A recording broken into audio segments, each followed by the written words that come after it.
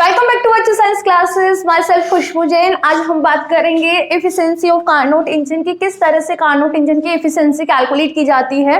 एक बार last lecture को recall कर लेते हैं। लास्ट लेक्चर में हम स्टडी कर रहे थे working process of Carnot engine की, किस तरह से कार्नोट इंजन वर्क करता है।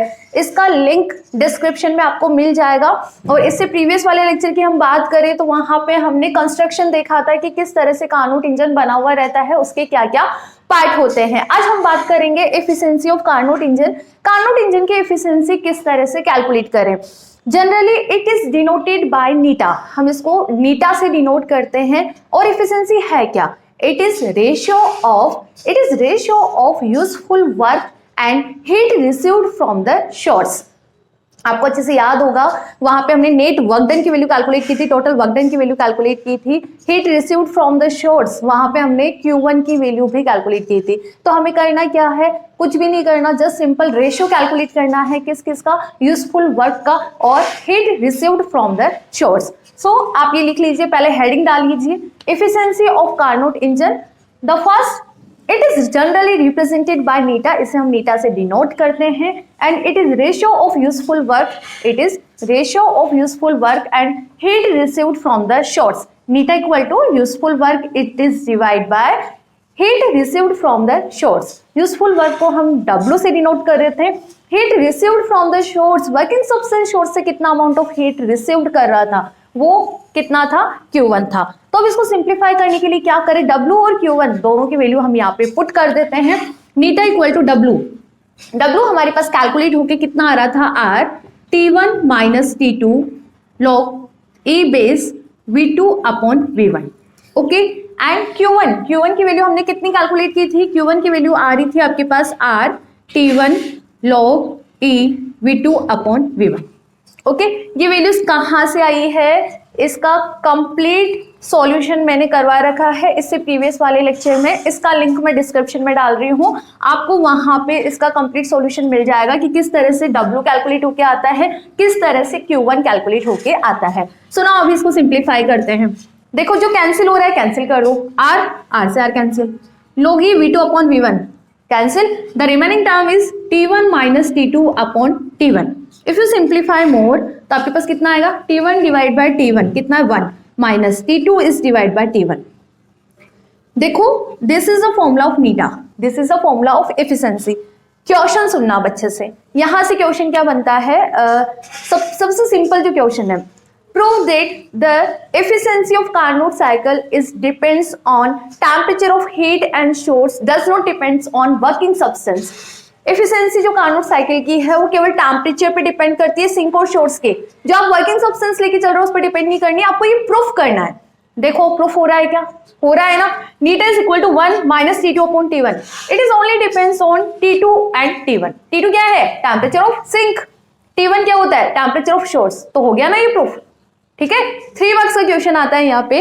मैं स्पेशली आरयू की ही बात करती हूँ हमेशा, तो मैं आरयू वाले स्टूडेंट्स के लिए बोल रही हूँ कि यहाँ से 3 मार्क्स का क्वेश्चन आता है। आपको वहां पे प्रूफ करना होता है कि कार्नोट इंजन की जो एफिशिएंसी है केवल टेम्परेचर पे डिपेंड करती है, सिंक और सोर्स के वर्किंग सब्सटेंस से इंडिपेंडेंट रहती है। तो ये रहा आपका solution, eta equal to 1 minus T2 upon T1। तो first conclusion is the efficiency of Carnot cycle it depends only on temperature of sink and source, does not depends on working substance। एक conclusion आपका ये भी निकल के आ गया कि जो नीटा केवल टेम्परेचर पे डिपेंड करती है, सिंक और सोर्स पे, वर्किंग सब्सटेंस पे डिपेंड नहीं करती। ठीक है, तो पहले आप ये लिख लीजिए, it is generally represented by नीटा, नीटा से इसको रिप्रेजेंट करते हैं। है क्या, it is the ratio of useful work and heat received from the source. W is divide by Q1। W की वैल्यू हमने पुट की, Q1 की वैल्यू पुट की। किस तरह से फाइंड आउट किए, लास्ट लेक्चर पे जाना, वहां पे हमने वर्किंग प्रोसेस का स्टडी किया है, वहां पे हमने ये वैल्यूज कैलकुलेट की थी। ठीक है, और उसका लिंक आपको डिस्क्रिप्शन में भी मिल जाएगा। T1 minus T2 upon T1, इसको सिंप्लीफाई किया तो ये रहा नीटा का formula, 1 minus T2 upon T1। And conclusion is नीटा is depends only on the temperature of heat sink and source, does not depends on working substance. Okay, so now नीटा को अब हम कैलकुलेट करते हैं in the form of adiabatic ratio expansion. निकाला था हमने एडियाबैटिक एक्सपेंशन रेशियो, जिसे हम रो से डिफाइन कर रहे थे। तो अब हम नीटा को रो के फॉर्म में भी कैलकुलेट कर लेते हैं कि रो के फॉर्म में ये वैल्यू कितना निकल के आएगा। रो क्या था वहां पे, एडियाबैटिक एक्सपेंशन रेशियो। ठीक है, तो किस तरह से सिंप्लीफाई करें, पहले इसको लिख लो। ये स्नैपशॉट ले लो, मैं साइड हो जाती हूँ, स्नैपशॉट ले लो। देखो अब इन द फॉर्म ऑफ रो या इन the form of adiabatic expansion ratio किस तरह से कैलकुलेट करेंगे? अगेन लास्ट लेक्चर रिकॉल करो एक बार। लास्ट लेक्चर में T1 is divide bye T2 की पावर 1 अपॉन गामा माइनस 1। इसको हम किससे डिफाइन कर रहे थे? रो से। रो यहाँ पे क्या होता है? Adiabatic expansion ratio. Okay, so now आपका एक्सप्रेशन क्या है? एक्सप्रेशन में आपको चाहिए T2 अपॉन T1। कैलकुलेट कर लेते हैं। पहले आप कैलकुलेट करो T1 अपॉन T2 कितना आएगा? क्या करूं? Gamma minus 1।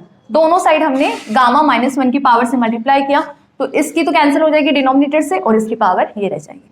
T2 upon T1 चाहिए तो इसको रिवर्ट कर दो। जैसे ही हमने इसको रिवर्ट किया तो एक्सप्रेशन आपका कितना आ जाएगा? 1 बाय रो गामा माइनस 1। ठीक है, so now if we put the value of T2 upon T1 in this equation, यदि हम इस इक्वेशन में पुट करें तो नीटा आपका रो की फॉर्म में आ जाएगा ना? कर दो पुट।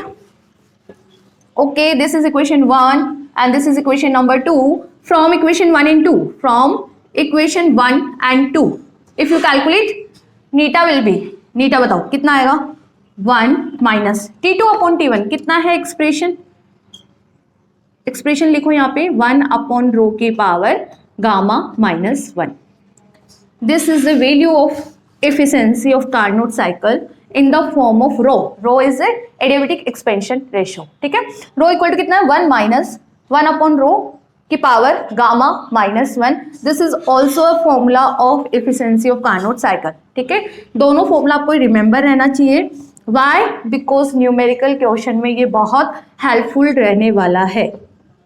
ठीक है, दोनों ही क्वेश्चन, दोनों ही फॉर्मूला से आपके पास न्यूमेरिकल क्वेश्चंस आते हैं, तो दोनों ही फॉर्मूलास आपको याद रहने चाहिए। द फर्स्ट इज नीटा equal to 1 minus T2 upon T1, 1 minus T2 upon T1। Second is नीटा in the form of rho, कितना आ रहा है? 1 माइनस 1 अपॉन रो, जस्ट हमने T2 अपॉन T1 की वैल्यू यहाँ पे पुट की थी। ठीक है, तो 1 माइनस 1 अपॉन रो गामा माइनस 1। तो आप लिख लीजिए, इसको भी पूरा सिंप्लीफाई कर लीजिए। इसके बाद हम न्यूमेरिकल क्वेश्चंस पे मूव करेंगे कि एफिशिएंसी से न्यूमेरिकल क्वेश्चंस क्या बनते हैं आपके एग्जाम में। देखो मैं आपको ये बता देती हूँ, इंपोर्टेंट टॉपिक है। यहाँ से बीएससी के साथ साथ आईआईटी जेम, जब आप पेपर देते हो आईआईटी जेम, वहां पे भी क्वेश्चन बनता ही बनता है और फॉर्मूला बेस्ड क्वेश्चन है। कुछ भी नहीं करना, वैल्यूज पुट करनी हो, सिंप्लीफाई करना है। ठीक है, तो कर लीजिए इसको। फिर आप न्यूमेरिकल्स की भी बात कर लेते हैं कि इस टॉपिक से न्यूमेरिकल्स क्या क्या बनते हैं। सबसे पहले इसका कंक्लूजन देख लो। पहले न्यूमेरिकल से पहले इसकी कंक्लूजन्स लिख लीजिए आप कि यहां से क्या क्या कंक्लूजन्स निकल के आ रहे हैं। कंक्लूजन की हम बात करें तो नीटा is depends only on temperature of source and sink, does not depends on working substance. देखो नीटा इक्वल टू कितना है? 1 minus T2 upon T1। The efficiency of Carnot engine depends only on the temperature of heat sink, only on the temperature of heat sink and heat shores.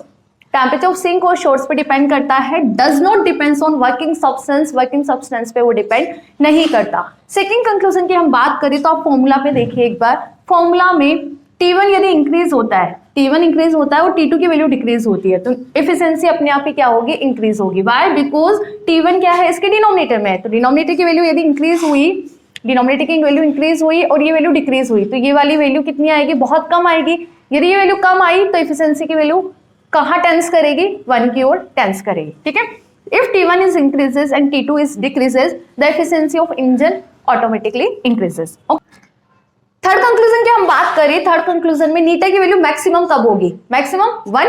वो कब possible है? जब T2 upon T1 की value कितनी हो? 0। और इसके लिए आपको क्या करना होगा? T2 को 0 लेके चलना होगा और T1 की वैल्यू हमें इन्फिनिटी लेके चलनी होगी। इट इज पॉसिबल क्या? नहीं है ना? तो आप क्या बोलोगे? नीटा इक्वल टू फॉर नीटा 100% या नीटा equal to 1, either T2 equal to 0 kelvin और T1 इक्वल टू इन्फिनिटी। ठीक है, T2 कितना हो? 0 और T1 की वैल्यू कितनी हो? Infinity. It is not possible. It is not possible. Okay, yeah, it is impossible state. Obviously impossible है। ठीक है, so neta will always less than 1. हमेशा हीट इंजन के लिए नीटा की वैल्यू लेस देन 1 होगी ही होगी। थर्ड कंक्लूजन की हम बात करें तो dependency on adiabatic expansion ratio. तो देखो यहाँ पे रो की वैल्यू इंक्रीज हुई, रो की वैल्यू इंक्रीज हुई तो ये वैल्यू क्या होगी? डिक्रीज। तो एफिशिएंसी की वैल्यू क्या होगी? इंक्रीज होगी।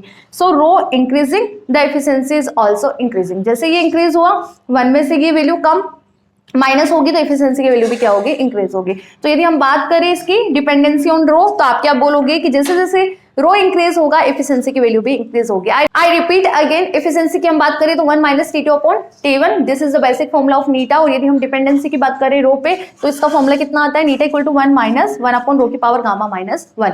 यदि हम इसकी बात करें कि कंक्लूजन्स क्या क्या है तो अब तो आपको समझ आ गया ना, T2 T1 पे डिपेंड करता है, वर्किंग सब्सटेंस पे डिपेंड नहीं करता, ठीक है। और यदि हम बात करें यहाँ पे T2 और T1 के रेशियो, यदि ये वैल्यू 0 हो जाए तो नीटा की वैल्यू कितनी होगी 1, और ये कब पॉसिबल है, जब T1 इंफिनिटी हो, T2 की वैल्यू कितनी हो 0, जो कि इम्पॉसिबल स्टेट है, ठीक है। तो हमेशा हीट इंजन की एफिशिएंसी या कार्नोट इंजन की एफिशिएंसी लेस देन 1 होगी ही होगी। T1 इंक्रीज होता है, T2 डिक्रीज होता है, तब भी एफिशिएंसी इंक्रीज होगी। नेक्स्ट हम बात करें डिपेंडेंसी ऑन रो, तो रो इंक्रीज हुआ तो नीटा भी क्या होगा, इंक्रीज होगा। तो इस तरह से हमने एफिशिएंसी के बारे में यहाँ पे स्टडी किया है। नेक्स्ट हम इसके एग्जांपल्स देख लेते हैं कि यहाँ से न्यूमेरिकल क्वेश्चंस आपके एग्जाम में कौन कौन से बनते हैं। 3 मार्क्स का यहाँ से क्वेश्चन आता है, जस्ट सिंपल फॉर्मूला बेस्ड है, ठीक है। कर दो मैं इसको स्नैपशॉट ले लो आप। न्यूमेरिकल क्वेश्चंस की हम बात करें तो फर्स्ट न्यूमेरिकल क्वेश्चन है the efficiency of a Carnot engine is 50%। आपको यहाँ पे क्या गिवन है, एफिशिएंसी गिवन है कितना 50%। तो सबसे पहले आप लिख लीजिए नीटा कितना गिवन है आपको 50%। 50% की यदि मैं बात करूं तो 50 इज डिवाइड बाय 100 कितना आ रहा है आपके पास 0.5। On keeping it sink temperature at 50 degree centigrade it efficiency increases by 10%, it mean this is नीटा 1। मतलब क्या बोलना चाह रहा है, यदि हम सिंक को 50 डिग्री सेंटीग्रेड टेम्परेचर पे रख दे तो एफिशिएंसी 10% इंक्रीज हो जाती है। समझ रहे हो क्या, आपको 2 नीटा गिवन है, एक तो नीटा 1 डायरेक्ट गिवन है इतना है, ठीक है। अब सिंक को क्या करना है 50 डिग्री सेंटीग्रेड पे रखना है। जैसे आपने सिंक का टेम्परेचर 50 डिग्री सेंटीग्रेड करा, नीटा की वैल्यू इंक्रीज हो जाती है किससे 10% इंक्रीज हो गई, it mean eta 2 equal to कितना हो जाएगा नीटा 1 प्लस 10%, इट मीन कितना हो गया 60%। यदि हम बात करें 0.6, ठीक है। Determine the temperature of sink, आपको सिंक का टेम्परेचर कैलकुलेट करना है, T2 कैलकुलेट करना है। तो क्या करें, फॉर्मूले पे आ जाओ ना, नीटा equal to 1 minus T2 upon T1। Calculate क्या करना है, T2 कैलकुलेट करना है। बना देते हैं फॉर्मूला। देखो यदि हम नीटा का फॉर्मूला बनाए, इसको मैं इधर लेके आऊं LHS साइड और नीटा को मैं इधर लेके आऊं, तो आपका क्या बनेगा formula is T2 upon T1। इसको मैं RHS से LHS साइड में लेके आ रही हूँ और नीटा को मैं RHS साइड लेके जा रही हूँ, कोई दिक्कत, बेसिक मैथमेटिक्स है, ठीक है।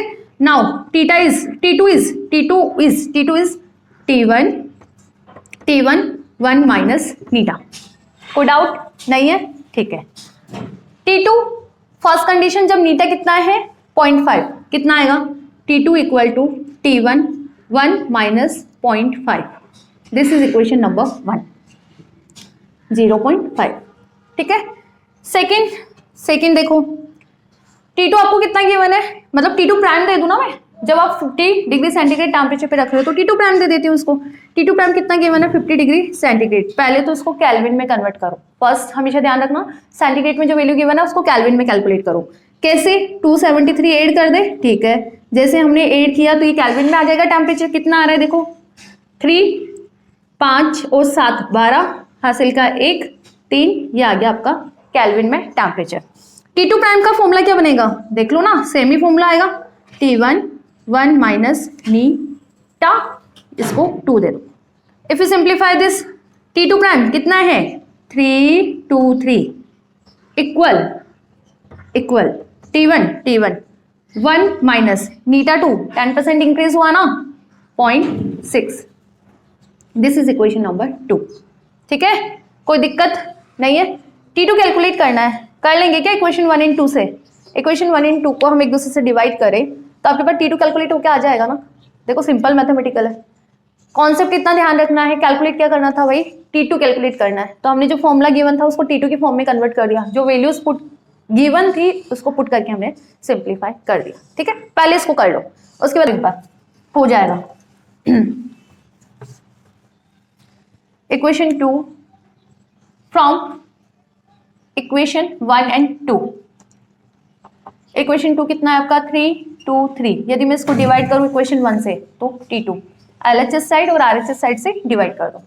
T1 कितना है 1 माइनस 0.6, कितना रहा 0.4 ना, इस डिवाइड बाय T1 1 में से 0.5 गया तो कितना रहा 0.5।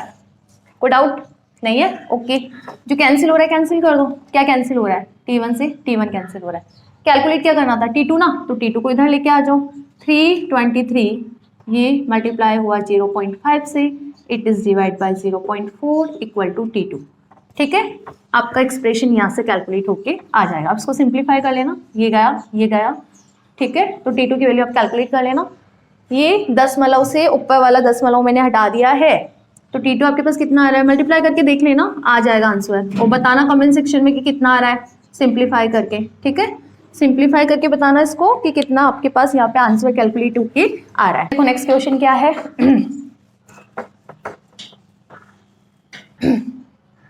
नेक्स्ट क्वेश्चन है the efficiency of a Carnot engine is 66%। आपको नीटा गिवन है कितना, 66%, या हम बात करें 66 is divide bye 100.66। Okay, now calculate the adiabatic expansion ratio. आपको यहाँ पे क्या कैलकुलेट करना है, रो कैलकुलेट करना है। इफ आइडियल गैस के लिए गामा की वैल्यू कितनी गिवन है, 1.5 गिवन है, तो आप तो ऐसे उड़ा दोगे इस क्वेश्चन को। कैसे नीटा, कितना होता है 1 - 1 अपॉन रो की power gamma -1। This is the basic formula. क्या करना है, जो वैल्यूज गिवन है पुट कर दो, सिंप्लीफाई कर दो। तुच्छ सा क्वेश्चन है ये तो। ठीक है, नीटा करो सिंप्लीफाई। 1 - 1 अपॉन रो, ठीक है, गामा 1.5 गिवन है, आपको यूज में लेना है, -1। ठीक है, नीटा कितना गिवन है, पुट कर दो ना, 66 इज डिवाइड बाय 100। करे इसको सिंप्लीफाई, करो इसको सिंप्लीफाई। 1 बाय रो की पावर 1.5 में से 1 गया, कितना आया 0.5। ठीक है, 0.5 आया ना, इसको इधर लेके आ जाओ और इसको इधर लेके चल जाओ, तो 1 - 66 इज डिवाइड बाय 100। करो उसको आगे सिंप्लीफाई करो। यदि हम इसको सिंप्लीफाई करते हैं, यहाँ पे 100 में से 66 गए, कितने बचे 44 इज डिवाइड बाय 100। ठीक है, रो कैलकुलेट करना है, इधर ही कर देती हूँ मैं, चलो रो कैलकुलेट करना है। इसकी पावर कितनी है, हाफ। क्या करें, दोनों तरफ स्क्वायर कर दे। ओके करो, यदि हम स्क्वायर करेंगे तो रो इक्वल कितना आ रहा है, देखो 44 इज डिवाइड बाय 100 का स्क्वायर। कोई डाउट नहीं है, आई रिपीट अगेन, रो ये रहा। रो का फॉर्मूला 1 - 1 बाय नीटा इक्वल टू 1 - 1 बाय रो की पावर गामा -1। गामा गिवन है 1.5, पुट कर दिया हमने। ठीक है, नीटा आपको गिवन है 66%। ओके, 66 इज डिवाइड बाय 100 हमने इसको लिख लिया है। अब रो कैलकुलेट करना है, तो 1 बाय रो की पावर कितना हुआ 0.5 ना। ठीक है, इसको इधर लेके आ जाओ, इसको इधर लेके आ जाओ। ठीक है, 100 में 66 गए तो 44 ना। ठीक है, तो 1 बाय रो की power this equal to 44 is divide by 100। करो आगे, मैथमेटिक की तो है, सिंपल सिंप्लीफिकेशन करना है। रिवर्ट कर दो उसको, उल्टा करेंगे, रो कितना आ रहा है आपके पास, 100 इज डिवाइड बाय 44 का स्क्वायर। कर लेना इसको सिंप्लीफाई करके कमेंट सेक्शन में कमेंट करके बताना कि रो की वैल्यू कितनी आ रही है। ठीक है, तो इस तरह से एफिशिएंसी से समझ आया आपको क्वेश्चंस क्या बनता है। बहुत इजी से क्वेश्चंस है ना, कुछ भी नहीं करना, जो वैल्यूज गिवन है वो वैल्यूज को पुट करना है और सिंप्लीफाई करना है, और 3 मार्क्स आपके पास। ओके यस, अब मैं एक चीज और बता देती हूँ आपको। यूनिट 3 क्लासिकल स्टैटिस्टिक्स थर्मोडायनेमिक की कंप्लीट अपलोडेड है अपने चैनल पे जाना, क्लासिकल स्टैटिस्टिक्स के नाम से प्लेलिस्ट है, वहाँ पे आपको उस यूनिट से जितने भी क्वेश्चंस बनते हैं सबके आंसर है, जितने भी टॉपिक है सबको सिंप्लीफाई करवा रखा है with proper notes. Okay, now अभी बच्चों की रिक्वेस्ट आ रही है यूनिट 4 अपलोड करने के लिए, तो अब हम क्या करेंगे, इस लेक्चर के बाद यूनिट 4 ही स्टार्ट करेंगे, क्वांटम स्टैटिस्टिक्स। क्वांटम स्टैटिस्टिक्स अपने आप में एक बहुत ही ब्यूटीफुल यूनिट है। क्लासिकल स्टैटिस्टिक्स आपने अटेंड की है तो आपको थोड़ा बहुत आइडिया लग ही गया होगा कि मतलब किस लेवल पे हमने वहाँ पे स्टडी किया है। बुक से उठाओगे कुछ भी नहीं समझ आएगा, बुक से उठाओगे डेफिनेटली कुछ भी नहीं समझ आएगा। कंप्लीट थ्योरी मैथमेटिकल है, तो एक स्टेप के बाद नेक्स्ट स्टेप कैसे आ गई कुछ भी आइडिया नहीं है। बट अपने जो लेक्चर्स अपलोडेड है उसमें एक एक स्टेप क्लियर है, क्रिस्टल क्लियर है, एक एक स्टेप विद क्वेश्चन पैटर्न की एग्जाम में क्वेश्चंस क्या क्या बनते हैं,